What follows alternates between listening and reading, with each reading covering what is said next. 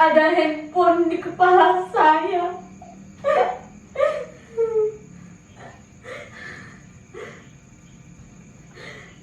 Setiap malam, setiap kali saya membuka buku-buku itu, setiap saya mencoba khusyuk membacanya, tiba-tiba terdengar suaranya. Itu terjadi sejak ayah membuat peraturan baru di rumah ini, melarang handphone di malam hari. Dan saya harus menyerahkan benda pujaan itu padanya. Maka saya akan duduk di situ menghadapi buku-buku bisu dan tak asik itu sampai saya tertidur. Ayah atau ibu, mereka seperti tentara jaga malam yang bergiliran masuk ke kamar ini setiap 1 jam sekali, memastikan bahwa saya masih membaca sebelum pukul 10 atau 11 malam, sampai waktu untuk saya tidur tiba.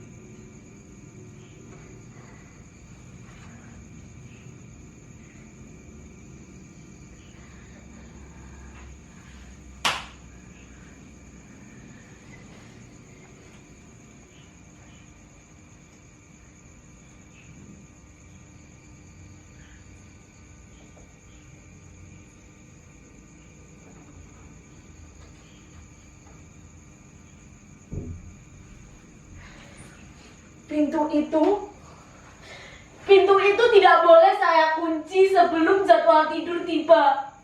Ini peraturan nomor 2. Sebentar lagi, sekitar 15 atau 20 menit lagi, salah satu di antara mereka akan patroli ke kamar ini. Yang itu artinya saya sudah harus ada di situ untuk membaca. Tapi sebelum hal itu terjadi, izinkan saya bercerita kepada hadirin,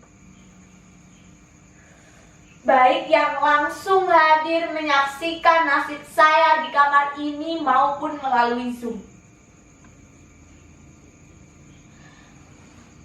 Bukannya saya tak berusaha, bahkan segala daya dan upaya sudah saya kerahkan untuk bisa membaca dengan khusyuk dan bahagia. Saya juga sudah memotivasi diri saya dengan mengingat nasihat, kata-kata mutiara, yel-yel penyemangat belajar, hingga kritik tajam para pakar mengenai bahaya kecanduan handphone. Tapi herannya, hal yang biasa dilakukan orang lain untuk memotivasi dirinya tak juga menggugah gairah saya untuk membaca. Kalaupun berhasil, itu hanya bertahan sekitar 10 atau 15 menit saja, lalu menguap lagi.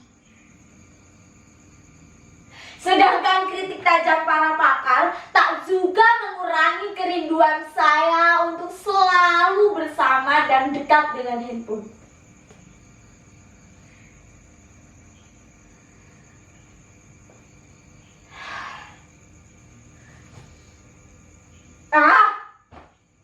Kalau saja mengubah diri bisa dilakukan serenyah ceramahnya Mario Teguh, mungkin nasib saya tak begini lagi.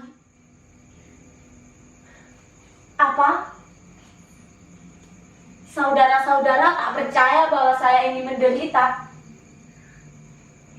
Apa tak terlihat beban penderitaan itu di badan saya, di wajah saya, di sorot mata saya, dan di getar suara saya? Saya ini menderita.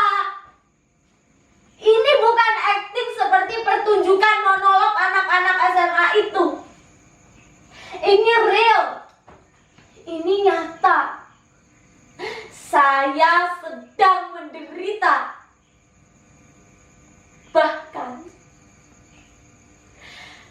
kalau penderitaan ini saya tuangkan ke dalam puisi, Saya kira saudara-saudara tak mampu membacanya tanpa menitikkan air mata. Tak percaya. Saudara-saudara tak percaya bahwa saya sekarang ini sedang dirundung rindu dan dikepung sedih. Sekarang saya bertanya, siapakah di antara saudara-saudara yang mau dan mampu untuk berpisah dengan sesuatu yang telah menjadi bagian terpenting dari diri hadirin sekalian tanpa teraniaya rasa hampa? Tak ada kan yang mau dan mampu? Begitu juga saya. Sebuah handphone sudah bukan lagi benda yang biasa, melainkan menjadi hal terpenting dalam diri kita, bahkan hidup kita. Bayangkan saja, sejak kecil ia yang selalu bersama dan menemani kita di saat semua orang tak mau meluangkan waktu atau malas melayani kita yang masih kekanak-kanakan dan belum bernilai guna. Ia selalu menemani kita tanpa keluhan sedikit pun, asalkan baterai dan kuotanya cukup. Ia akan melayani kita kemanapun kita ingin pergi. Bahkan, ia sudah menyimpan nama kita dan seluruh memori kita di dalam dirinya. Dan kita sudah menyimpan password dan kunci pembuka dirinya di dalam benak kita. Suatu simbiosis yang sangat romantis dan intim, bukan? Bahkan kita bisa lebih dekat dengannya daripada dengan sesama kita. Itulah mengapa berpisah dengan dirinya walau cuma saban malam seperti melewati bertahun-tahun kesepian.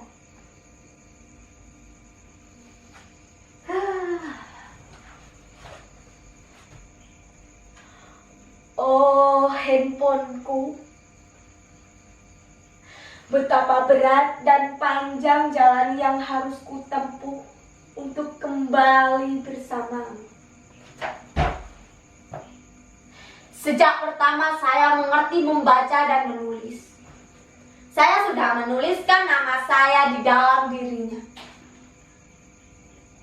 A-R-R-A-Y-A-N, Arrayan. Ya, saya memang pernah berganti-ganti partner dari handphone satu ke handphone yang lain.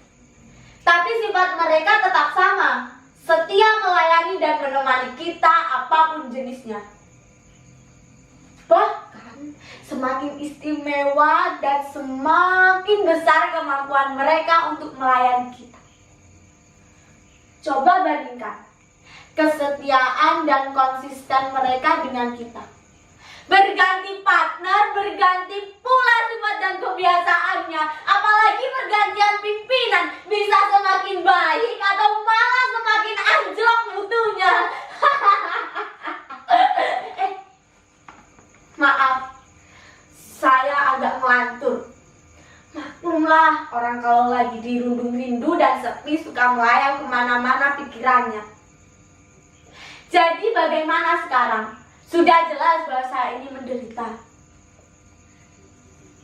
Saya menderita bukan hanya karena kehilangan dirinya saja, tapi saya dihadapkan dengan dua permasalahan secara bersamaan. Di satu sisi, saya tahu ayah dan ibu bertujuan baik. Mereka ingin saya maju dan berprestasi di bidang studi. Tapi di sisi lain, seluruh diri saya, kesadaran saya, jiwa saya sejak kecil sudah bergantung padanya. Bahkan sebelum peraturan ini dibuat, saya selalu tidur dan dekat dengannya. Jadi, tak mudah lagi bagi saya melewati hari walau sesaat tanpa dirinya.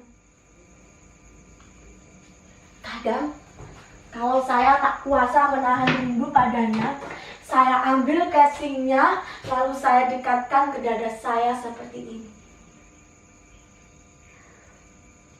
Kadang, saat saya terkenang saat-saat dramatis kami,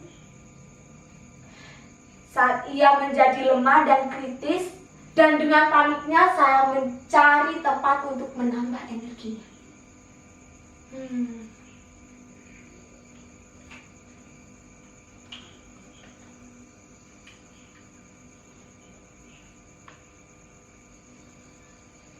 Tak ada yang lebih membahagiakan selain mendengar suara renyah dan riangnya. Bertamasya dengannya kemanapun kita ingin pergi, menjelajahi situs-situs dan menu-menu lezat yang ditawarkannya. Bahkan, kini ia menjadikan hidup kita lebih mudah, simpel, dan ia tak membiarkan kita menunggu lebih lama. Ia juga bisa membahagiakan kita tepat pada waktunya. Ia akan memberitahukan kita apa saja dengan cepat dan lengkap tanpa mengerahkan tenaga. Bahkan kini, ia sudah dilengkapi dengan sarana untuk menjamin kesejahteraan hidup kita dalam tempo yang sesingkat-singkatnya. Jadi bagaimana mungkin saya bertahan berlama-lama dengan buku-buku bisu itu untuk menata masa depan? Itu sangat mengerahkan waktu, tenaga, dan pikiran.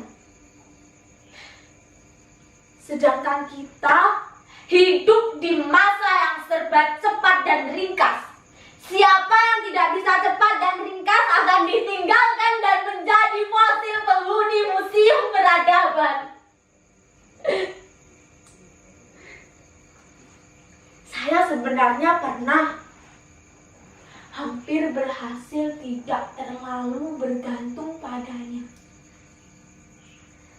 Selain untuk hal-hal penting saja, tapi saat saya memergoki ayah dan ibu pada suatu malam duduk dengan asik dan intim dengan handphone masing-masing.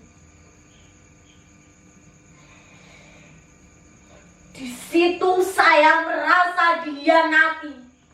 Sejak itu kemampuan saya untuk tidak terlalu bergantung padanya semakin menurun. Bahkan kini, ia ada dalam kepala saya. Ia seperti jantung saya. Saya sudah teramat mencintainya.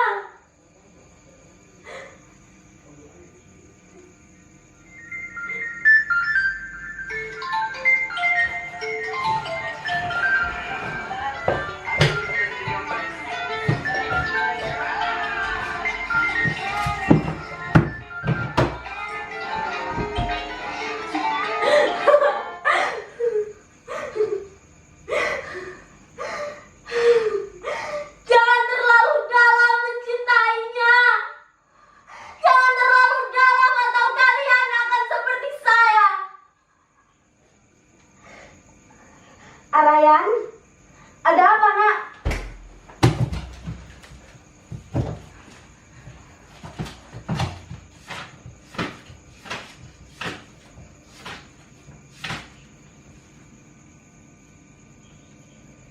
Jangan terlalu dalam. Betapa panjang dan berat jalan yang harus kutempuh. Tapi inilah yang harus kulakukan untuk mendapatkan kehidupanku kembali.